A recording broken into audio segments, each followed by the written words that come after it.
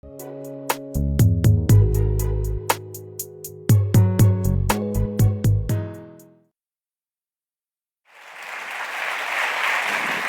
my life, everyone around me, my friends, my family, my teachers, they always told me this one word: think before you do anything. But this one word actually caused me more harm than anything else. But then I came across these two words. And I soon realized that these two words are actually really helping me what I want to do.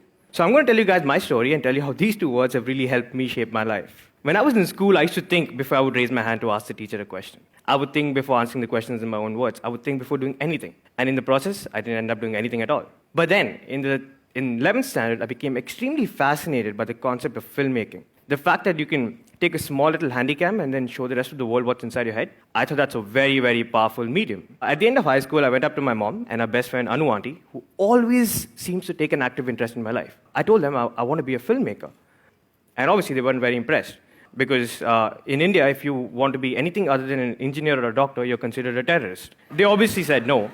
But the sad thing was, they made me do this. Maybe I won't be a successful filmmaker. Maybe I won't make enough money. Maybe I won't make it. Now, this one word got me into a lot of trouble because it got me into this. Now, not that I have anything against engineering, but I hated it. Every minute, every second of it. But something happened in engineering. Up until then, I was an above-average student. I had never failed. But for the first time in my life, I failed. And that one moment of failure actually turned out to be a very strong moment of success for me. Because from then on, I didn't have to prove anything to anyone anymore, except myself. So I decided to do this. So I took up my handycam again, and I started shooting all my short films, and I started uploading them. And then in 2006, this wild little invention comes along. You know, it lets you upload all your videos at a click of a button, and the rest of the world can see it. Imagine at that moment. So I started uploading all my films in, and I started making even more films. Soon people started noticing it, and they started giving me professional work. So with the help of YouTube.com, in the first year of college, I set up my first company, Last Minute Films, because in engineering, everything is done at the last minute. And I soon realized that in the real world, everything is done at the last minute too. A year later, this rock band called Pentagram, they asked me to direct a music video for them, and they said it's only going to be for YouTube. So I made a music video, and it ended up getting 100,000 views, and this production company in Bombay saw the video, and they offered me a job to direct. So here I was getting a chance, not to be an assistant, not to be a gopher, but to start directing music videos. But I was in the third year of my college. So from Bombay, I called up my mom and Anu auntie, obviously, and I told them that, I'm getting a chance to direct. Obviously, they weren't very impressed. Me, 20 years old, sitting in Bombay, nothing added up, right? So I had to come back and finish one long, torturous year of engineering. Once I was finally done with my engineering, I decided that this is what I'm going to do. So I took a one-way bus ticket to Bombay. I landed up there, and I went up to the production company's office, hoping that they'll have a job for me. And surprisingly, they did. And 2 months later, they sent me to Mr. Rahman's studio to direct a small promo video. And I was shit scared because all I knew was network analysis and field systems. And here I was trying to direct Mr. Rahman in a promo video. But the shoot went off well, thankfully. But at the end of the video, all he told me was that, Varun, life is very short. Always do what you love and always do what you believe in. I kept those words for the rest of my life. A couple of months later, I was directing a music video for Shankar Ehsaan Loy. The star of the music video was one of India's biggest actresses, Preeti Zinta, and she refused to believe I was the director. I was 20 years old and I looked 15, and she definitely didn't buy it, and you can see from the picture, she definitely doesn't look happy with me trying to direct her. But after I directed this video, I realized that, I really wanted to do something on my own. So I came back to Bangalore, and that's when accidentally, the second part of my life started. And it started somewhere like this. So I believe all great business artists are born when you're drunk, because when you're drunk, you have no inhibitions, right? And anything is possible. So me and my friend, we're sitting in this bar, and we're getting drunk, and we're starting to miss our high school. So we passed out of this school called Bishop Cottons, and we were called Cottonians. So we were like, you know what? We should get sweatshirts with the word Cottonian written on it. But we were drunk, right? So anything is possible. So we were like, dude, why not this for every school and college in this country? So on a piece of tissue paper, we wrote down our grand business plan to make merchandise for students of every school and college in this country. Okay, so now that we have an idea in hand, this is not what we're going to do. We're not going to go to mom and Anu and tell them our idea, because we already know what's happened there, right? So we're not going to do this.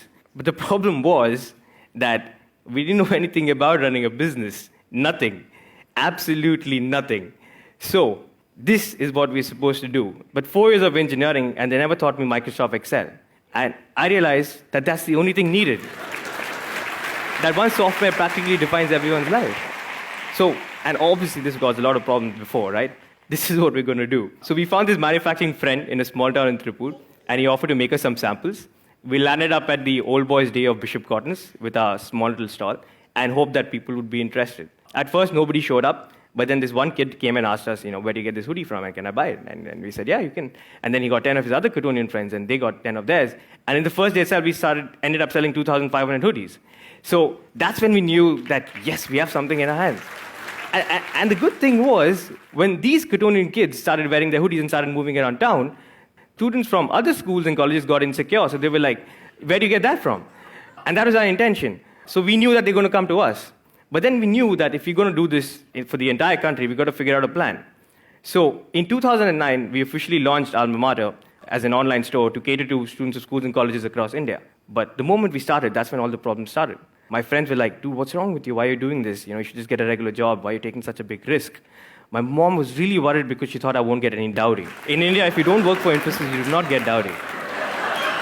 My mom was really worried. And Anu auntie called me a t-shirt salesman. All of this really started playing with my head. And I became really insecure. And I was like, what am I doing? What am I doing?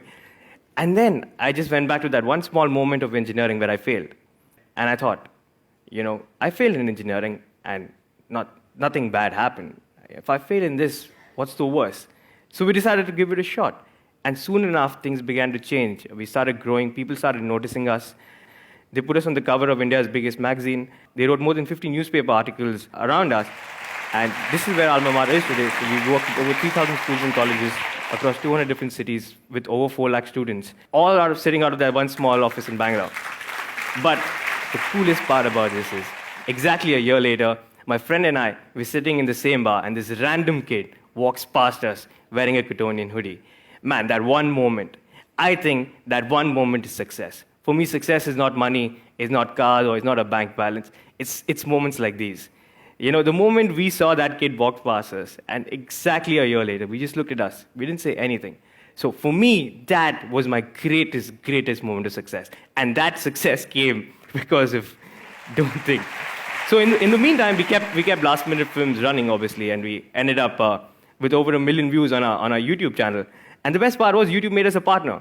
So apparently they sent me a mail that's saying that now every time anyone sees your videos, we'll pay you. I thought that was really, really awesome because my dad was really worried, why am I uploading all these videos? But the moment he came to know that I'll get paid for it now, he was like, you should upload as many videos as you can. So now I come to the very interesting part of this story. This Anu auntie character, right? She was always a strong part of my life. She's that character who always, butts her nose in all of my activities. So I had to figure out, how to deal with this situation. So I should write a lot of notes on Facebook and blogs about Anu auntie and, secretly telling them about, how she's damaging my life. And then somebody said, you should write a book about it. The problem was there are 50,000 words in a book. The most number of words I've ever written is 500 words. So I was like, how will I write a book? But then I remember my English teacher once told me, everything looks tough until you actually go ahead and do it. So I started, and I never stopped, and I actually wrote 60,000 words. And I wrote a book called How I Braved Anu Auntie and co-founded $1 million company. We made our greatest adversary, Anu Auntie, into our brand ambassador, right? Because the book was about how we started Alma Mater. And Anu Auntie became really famous. So here she was going around telling everything against us, and now she was famous. She couldn't say anything against us anymore. But the most interesting thing about the book was we were bootstrapping, right? So we never had money to market our company. So now somebody else is marketing our company and paying us. You get paid for marketing. I never thought that a concept like this could exist. I only realized that you have to pay a lot for marketing. But there's also a way where someone else can pay you to market your very own company. I knew that the book was doing really well because it sold a lot of copies. But the most interesting thing was when I walked into an auto and the auto guy was selling my book. And I took this picture and I sent it to Anu auntie. And she sent it to all her friends because for her, this was the high point. So I'm going to end my talk with a small little story since Ink is all about stories. It's about two gentlemen, Mr. Rajat and Mr. Ashok. So I met Rajat on a plane and he told me the story. They both went to IIT in the 1980s. Then they went to Harvard Business School. Ashok went on to work for Apple. Rajat went on to work for a big consulting firm. Rajat recently came down to India for a business meeting. His car broke down in Calcutta, and they took him to this garage. And he found that the guy who was repairing the car was Ashok. Rajat was shocked. He was like, Ashok, how could you be repairing the car? You're the smartest kid I ever knew. You should probably be the CEO of some company. Then Ashok told him his story. He said, you know what, I worked for Apple for a few years, and I came back to India, made a company that increased fuel efficiency, sold that, and then started this garage because all I really loved was repairing cars with my very own hands. Rajat was the one telling me the story. He told me, Varun, I'm 65 years old. I'm the vice president of my company. My only regret in life is that I didn't live a life that I wanted to live. I lived a life that somebody else wanted me to live. And all he told me was, don't give up on your dreams. And for me to do that, I think, don't think, just do. Thanks.